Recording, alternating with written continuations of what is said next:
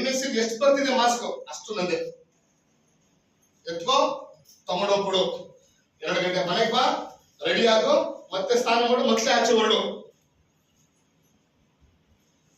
Sanitiser ಎಷ್ಟು ಕೊಡ್ತೀನಿ ಲೆಕ್ಕನೇ ಇಲ್ಲ. ಹ್ಯಾಂಡ್ ವಾಶ್ ಕೇಸ್ ಗಟ್ಟಲೆ ಮಾಡಿದೀವಿ.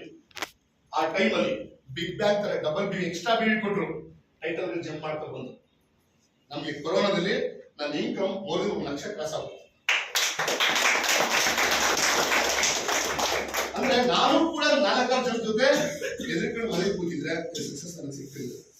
ಎಸ್ ಅಂತ ಹೇಳಿ ಡಿಸೈಡ್ ಮಾಡಿದ್ರೆ ಕೊರೋನಾದಲ್ಲಿ ಅಚೀವ್ಮೆಂಟ್ ಆಯ್ತು, ಟೈಟಲ್ ಕೂಡ ಜಂಪ್ ಆಯ್ತು. ನಿಮ್ಗೆಲ್ಲ ಗೊತ್ತಿದೆ. ನಾನು ರಾಜು ಸರ್ ಯಾವಾಗಲೂ ಫೋನ್ ಮಾಡುವೆ, ರಾಜು ಸರ್ ಯಾವಾಗಲೂ ಬೆನ್ನಿಂದ ಬಿದ್ದರು. ಯಾಕೆಂದ್ರೆ ನಾನು ಅದನ್ನ ಯಾವಾಗಲೂ ಪ್ರಾಬ್ಲಮ್ ಅಂತ ಹೇಳ್ತೀನಿ. ಶ್ರೀನಿವಾಸ್ ಸರ್ ತರ, ಪ್ರಶಾಂತ್ ಸರ್ ತರ, ರಾಜು ಸರ್ ತರ ಅಪ್ಲೈನ್ಸ್ ಸಿಗ್ಬೇಕು ಅಂದ್ರೆ ನಿಜವಾಗ್ಲೂ ಪುಣ್ಯ ಮಾಡಬೇಕು. ಯಾಕೆಂದ್ರೆ ನಿಜವಾಗ್ಲೂ ಪುಣ್ಯ ಮಾಡಬೇಕು.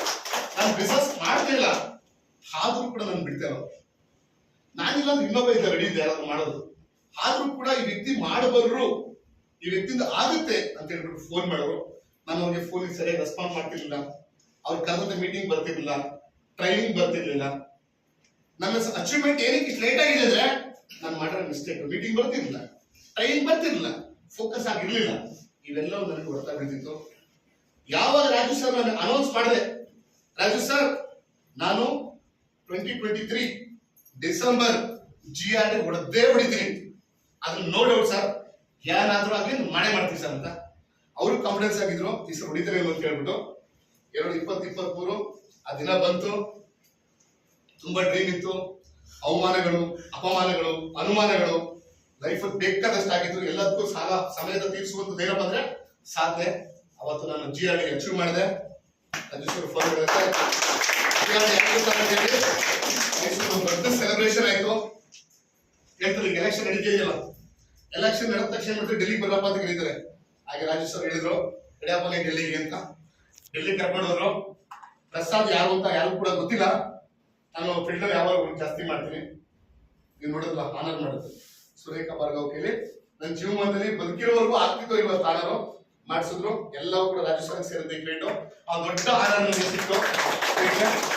ನಾನು ಕೂಡ ಇಮ್ಯಾಜಿನ್ ಕೂಡ ಮಾಡಿರಲಿಲ್ಲ. ನನ್ನ ವೈಫ್ ತುಂಬಾ ಖುಷಿ ಆದ್ರು. ಲೈಫಲ್ಲಿ ಈ ತರ ಒಂದು ದೊಡ್ಡ VIP ಟ್ರೀಟ್ಮೆಂಟ್ ನಾವು ಹೋದಾಗ ಗೊತ್ತಾಗ್ತಿತ್ತು. ಅಲ್ಲಿ ಹೋದಾಗ ನಮ್ಗೆ ತುಂಬಾ ಖುಷಿ ಇತ್ತು. ಅದು ಒಂದು ಕಾನೂನು ಮೈಂಡ್ ಬೇಜಾರಿತ್ತು. ಅದು ಕೂಡ ನಮ್ಗೆ ಪ್ರೀತಿದೆ. ಏನಪ್ಪಾ ಅಂದ್ರೆ ಎಲ್ಲಾ ಕಂಟೆಸ್ಟೆಂಟ್ಸ್ಗೆ ಒಂದ್ ಕಡೆ ಹಾಲು, GRDಗಳಿಗೆ ಒಂದ್ ಕಡೆ ಹಾಲು, ಅಂಡ್ ಸ್ನ್ಯಾಕ್ ಮೆಂಬರ್ಗೆ ಒಂದ್ ಕಡೆ ಹಾಲು. ನಮ್ಗೆ ಹೊಟ್ಟೆ ನಾವೇ ಸ್ನ್ಯಾಕ್ ಆಗಿದ್ದೀವಿ, GRD ಆಗಿದ್ದೀವಿ ಅಷ್ಟೇ. ಸ್ನ್ಯಾಕ್ ಮೆಂಬರ್ ಆಗೋದು ಅದನ್ನ ಕಲ್ಸಿ ಹೊತ್ಕೊಂಡು ಬಂದೆ. ಈ ವರ್ಷ ಅದನ್ನ ಗ್ಯಾರಂಟಿ ಫುಲ್ಫಿಲ್ ಮಾಡ್ತಾರೆ. ರಾಜಸ್ಥಾನ ಪ್ರಾಮಿಸ್ ಮಾಡಿದ್ದೀನಿ.